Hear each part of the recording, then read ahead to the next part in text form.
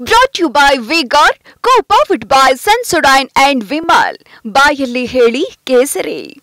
Associate sponsor Ultratech Cement. ಅಂತರ್ಜಾತಿ ವಿವಾದಗಳು ನಾವು ಹೆಚ್ಚು ಆಗಲಿಕ್ಕೆ ಪ್ರೋತ್ಸಾಹ ಮಾಡಬೇಕು.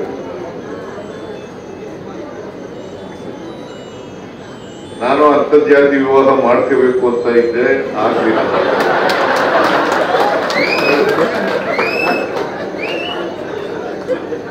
ಹುಡುಗಿನೇ ಒಪ್ಪಲಿಲ್ಲ, ಆಗಲ್ಲ.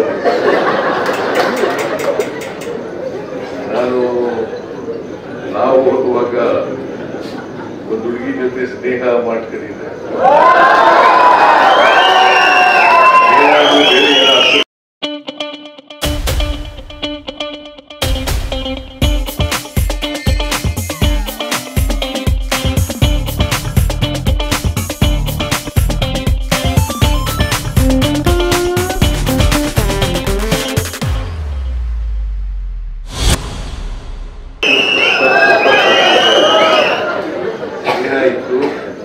ಮದುವೆ ಮಾಡ್ಕೋಬೇಕು ಅಂತ ಅನ್ಕೊಂಡಿದ್ದೆ.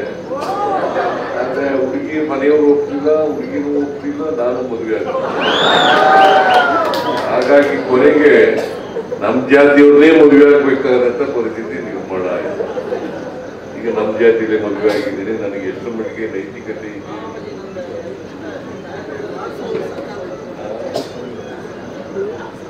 ನನ್ನ ಸಂಪೂರ್ಣ ಬೆಂಬಲ ಅಂತರ್ಜಾತಿ ಮದುವೆಗಳಿಗೆ ಇದೆ. ಜೊತೆಗೆ ಅದಕ್ಕೆ ಬೇಕಾದಂತ ಎಲ್ಲ ಸಹಕಾರವನ್ನು ಕೂಡ ಕೊಡ್ತೇವೆ.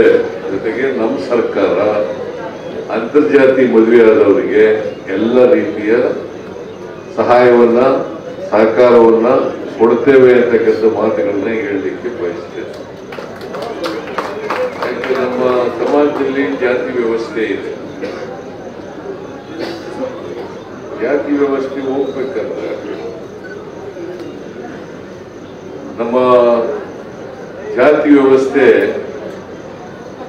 ಹೇಗಿದೆ ಅಂತಂದ್ರೆ ಬಹಳ ಗಟ್ಟಿಯಾಗ್ಬಿಟ್ಟದೆ, ಚಲನರಹಿತವಾದ ಸಮಾಜ. ಯಾವ ಸಮಾಜಕ್ಕೆ ಆರ್ಥಿಕ ಸಾಮಾಜಿಕ ಚಟುವಟಿಕೆಗಳಿರಲ್ಲ ಅಂತ ಸಮಾಜದಲ್ಲಿ ಚಲನೆ ಕಡಿಮೆ ಇರ್ತದೆ, ಚಲನೆ ಇರಲಿಲ್ಲ. ಹಾಗಾಗಿ ಅನೇಕ ಜನ ಸುಧಾರಕರು ಸಮ ಸಮಾಜ ಮಾಡಬೇಕು ಅಂತೇಳಿ ಪ್ರಯತ್ನಗಳನ್ನ ಪಟ್ಟಿದ್ರು ಕೂಡ ಅದು ಸಂಪೂರ್ಣ ಯಶಸ್ವಿ ಆಗಿಲ್ಲ ಅಂತಕ್ಕಂಥ ಚಿತ್ರವನ್ನು ನಾವು ಇವತ್ತು ಸಮಾಜದಲ್ಲಿ ಕಾಣ್ತಕ್ಕಂಥದನ್ನ ನೋಡ್ತೇವೆ. ಬಸವಣ್ಣವ್ರ ಕಾಲದಿಂದ, ಬುದ್ಧನ ಕಾಲದಿಂದ ಇವೆಲ್ಲ ನಡೀತಾ ಇದ್ದಾವೆ. ಜಾತಿ ಹೋಗ್ಬೇಕು, ಸಮಾಜ ನಿರ್ಮಾಣ ಆಗ್ಬೇಕು ಅಂತೇಳಿ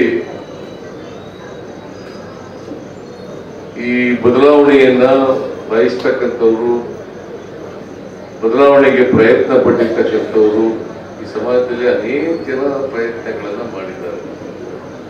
ಅದಕ್ಕೆ ಜಾತಿ ಹೋಗ್ಬೇಕಾದ್ರೆ ಎರಡು, ಒಂದು ಅಂತರ್ಜಾತಿ ಮದುವೆಗಳಾಗಬೇಕು, ಎರಡನೇದು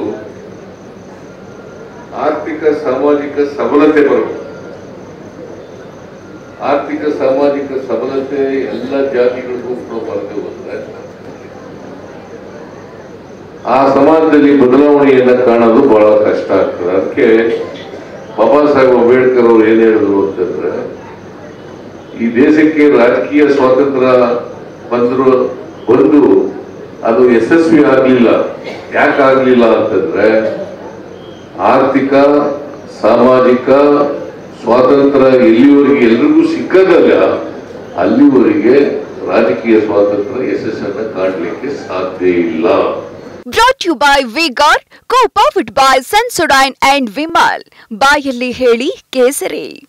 Associate sponsor Ultratech Cement.